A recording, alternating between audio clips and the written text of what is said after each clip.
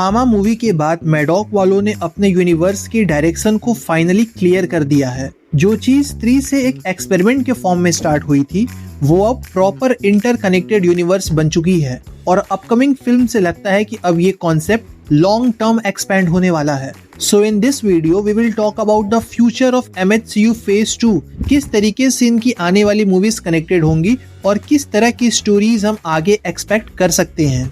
तो अब तक मैडॉक ने हमें 5 मूवीज दी हैं, स्त्री, भेड़िया, मुंजिया, स्त्री 2 और अब थामा।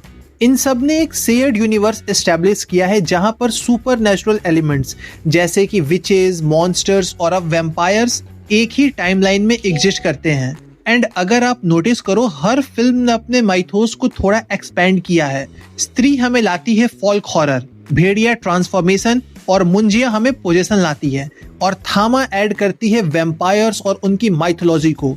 सो ये काफी सेफ होगा कहना कि फेज 1 सिर्फ इंट्रोडक्शन के बारे में था, जहां पे हमें अलग अलग सुपर नेचुरल एलिमेंट्स को इंट्रोड्यूस किया गया, जहां पर फेज 2 हमें इन एलिमेंट्स का एक्सपेंशन और कॉन्फ्लिक्ट दिखाने वाली है। फेज 2 के लिए मैडॉक ने ऑफिशियली प्लान किया था कुछ मेजर फिल्म्स को, जो अब एक क्लियर डायरेक्शन शो कर रही हैं। ये एक्सपेक्टेड लाइनअप में सबसे पहले आती है शक्ति सालिनी, जो अब 24 दिसंबर 2026 में पोस्टपोन हो चुकी है। उसके बाद आने वाली है भेड़िया 2, फॉलोड बाय चामुंडा, फिर स्त्री 3, महामुंजिया और उसके बाद इस यूनिवर्स का इन्फिनिटी वॉर और एंड गेम, दैट इज पहला महायुद्ध और दूसरा महायुद्ध। सो लेट्स से हम इस वीडियो में ये अज्यूम करते हैं कि इस यूनिवर्स की आने वाली मूवीज में हमें कौन कौन सी पॉसिबल स्टोरी लाइन देखने को मिल सकती है। थामा के पोस्ट क्रेडिट से एक चीज तो क्रिस्टल क्लियर हो गई थी, वैम्पायर्स और वेयरवुल्व्स का कॉन्फ्लिक्ट अब सिर्फ एक कैमियो लेवल तक नहीं रहेगा, ये पूरे MHCU फेज 2 का सेंट्रल नैरेटिव बनने वाला है आगे चल के। सो नेचुरली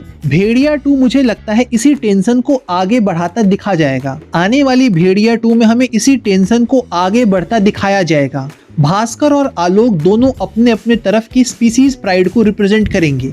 एक तरफ होगा भेड़िया जो अपनी नेचर और ह्यूमैनिटी के बीच में फंसा हुआ है, और दूसरी तरफ आलोक जो अब एक बेताल बन चुका है, एक कर्स्ड बीइंग जिसका एग्जिस्टेंस ही कॉन्फ्लिक्ट है।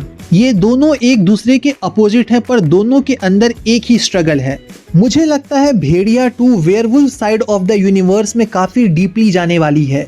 नए वेयरवुल्फ्स के वेरिएंट्स, स्ट्रॉन्गर डायनामिक्स और क्लियरली एक ब्लड पावर स्ट्रगल जो बेताल से कनेक्टेड होगा। आई ऑल्सो स्ट्रॉन्गली एक्सपेक्ट कि कृति सैनन इसमें वापस आने वाली हैं। इनिशियली भेड़िया और बेताल एक दूसरे के खिलाफ होंगे, बट जैसे जैसे स्टोरी बढ़ेगी हमें रियलाइज होगा कि इन सब के पीछे से देयर इज समथिंग डार्कर जो स्ट्रिंग्स को पुल आउट कर रहा है, और वही शायद फेज 2 का रियल विलन बनेगा। नेक्स्ट अगर हम शक्ति सालिनी के साइड में देखें तो ये मूवी लगता है इस यूनिवर्स का बैलेंस पॉइंट बनने वाली है, जहां भेड़िया और बेताल जैसे super natural beings extremes represent करते हैं, वहीं शक्ति सालिनी एक ह्यूमन पावर्ड गार्जियन हो सकती है जो डिवाइन एनर्जी से लिंक्ड है पर इंसानी लिमिटेशंस के साथ। उसका रोल शायद ये होगा कि ये दोनों फैक्शंस के बीच में बैलेंस बनाए रखे, something like the human conscience of the supernatural chaos. It's possible कि शक्ति सालिनी एक मॉडर्न डे इनकारनेशन या चूजन वॉरियर हो जिसे देवी चामुंडा ने ही एम्पावर किया हो, directly connecting the threads to mythology. इस मूवी में अनीट पड्डा को कास्ट किया गया है एंड रणदीप हुड्डा इस मूवी में एंटेगनिस्ट होने वाले हैं। वहीं से एंट्री होती है चामुंडा की। इस मूवी में मोस्ट प्रोबेबली आलिया भट्ट को कास्ट किया गया है या फिर रूमर्स हैं। चामुंडा इस यूनिवर्स के स्पिरिचुअल और डिवाइन कनेक्शन को ओपन करेगी। टिल नाउ हमने हॉरर देखा था साइंस, कर्सेस और फॉल्कलोर के फॉर्म में, बट चामुंडा उस ब्रिज को बनाएगी between Hindu mythology and modern super naturalism.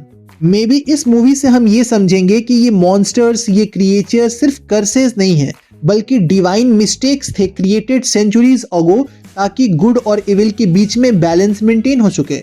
Chamunda follow कर सकती है अपना first war between gods and creature वाले कॉन्सेप्ट को, और आई गेस ये ओरिजिन पॉइंट है जहां से महायुद्ध का कॉन्सेप्ट शुरू होता है। फिर आती है स्त्री 3 जो इस फेज का इमोशनल एंकर होने वाली है। देखो, स्त्री हमेशा से एक मिस्ट्री रही है, ना पूरी विलन ना प्योर सेवियर। बट अब टाइम आ गया है कि हमें उसका रियल पर्पज समझ में आए। ऐसा हो सकता है कि स्त्री सिर्फ ना औरतों को प्रोटेक्ट करती थी ना मर्दों को हॉन्ट करती थी, मे बी वो किसी बड़े सीक्रेट को इंटायर टाइम गार्ड करते या प्रोटेक्ट करते हुए आई है। स्त्री 3 में हमें फाइनली रिवील हो सकता है कि स्त्री किस हायर पावर से कनेक्टेड है और क्यों वो उस यूनिवर्स के बैलेंस के लिए जरूरी है। ये ऐसी मूवी हो सकती है जहां पर इमोशनल स्टेक सबसे हाईएस्ट होने वाले हैं, बिकॉज अगर स्त्री डिसाइड करती है कि वो किस साइड पे खड़ी होगी तो पूरे MHCU का इक्वेशन चेंज होने वाला है। फिर आती है महामुंजिया, जो मुझे लगता है ओरिजिन स्टोरीज और उनके कर्सेस के रूट्स तक ले जाने वाली है। यहाँ से हमें पता चलेगा कि super natural blood lines actually start कहाँ से हुई थी और क्या ये सब देवी चामुंडा के कर्सेस का ही रिजल्ट है। महामुंजिया एक्सप्लेन करने वाली है कि किस तरीके से डिवाइन इंटरवेंशन से ये मॉन्स्टर्स क्रिएट हुए थे और किस तरीके से आज के टाइम में ये मॉन्स्टर्स इवॉल्व हो रहे हैं। मुझे लगता है ये फिल्म अक्षय कुमार के कैरेक्टर को भी काफी अच्छा सेटअप करने वाली है कि किस तरीके से वो एक एंशिएंट बीइंग है जो सच्चाई जानता है और फिलहाल वो उसे बदलने की फिराक में है। वो कुछ ऐसा मिस्ट्री या ऐसा सीक्रेट जानता है और वो दोबारा से उस चीज को रीराइट करना चाहता है। फाइनली पहला महायुद्ध और दूसरा महायुद्ध, यही दोनों फिल्म्स इस पूरे फेज का पे ऑफ होने वाली हैं। पहला महायुद्ध मुझे लगता है ग्रेटर कन्वर्जेंस होगा जहां पे सब कैरेक्टर्स भेड़िया, स्त्री, थामा, शक्तिशालिनी, चामुंडा ये एक ही बैटलफील्ड पे आएंगे और अपनी अपनी आइडियोलॉजीज के साथ। मुझे लगता है ये गुड वर्सेस इविल से ज्यादा कंट्रोल वर्सेस केओस के बीच में होने वाला है एंड आई स्ट्रांगली बिलीव कि ये लोग इसका थीम इन्फिनिटी वॉर जैसा कुछ कुछ रखेंगे जहां पे एविल साइड पहले जीतते हुए हमें दिखाई जाएगी और फिर दूसरा महायुद्ध, ये हमारा फाइनल रीसेट होने वाला है इस इंटायर यूनिवर्स का, जहां पे लड़ाई गॉड्स वर्सेस मॉन्स्टर्स के बीच में होने वाली है। और यहां पर मुझे लगता है कि एक्चुअली में ये यूनिवर्स पूरे रीसेट के फॉर्म में जाने वाला है and again it will be the proper end game type, जहां पे कुछ बड़े सैक्रिफाइसेस होंगे, कुछ बड़े बलिदान दिए जाएंगे and it will and with a proper happy ending. So overall इस फेज में हर एक मूवी एक नया लेयर ऐड करने वाली है। भेड़िया 2 से इमोशनल राइवलरी, शक्तिशालिनी से मोरल ग्राउंडिंग, चामुंडा से मिथोलॉजिकल डेप्थ को एक्सप्लोर किया जाएगा, स्त्री 3 एक इमोशनल कोर होगी, महामुंजिया से हिस्ट्री एक्सप्लोर किया जाएगा और महायुद्ध खुद एक अल्टीमेट पे ऑफ होने वाला है। ये सब मिलकर बनाएंगे इंडिया का पहला इंटरकनेक्टेड मिथोलॉजिकल हॉरर यूनिवर्स, जहां हर लाफ्टर के पीछे एक कर्स छिपा होगा और हर मॉन्स्टर के अंदर एक इंसान। So guys that's it for my video. अगर आपको वीडियो पसंद आई, like share subscribe. Till then stay cinematic, bye.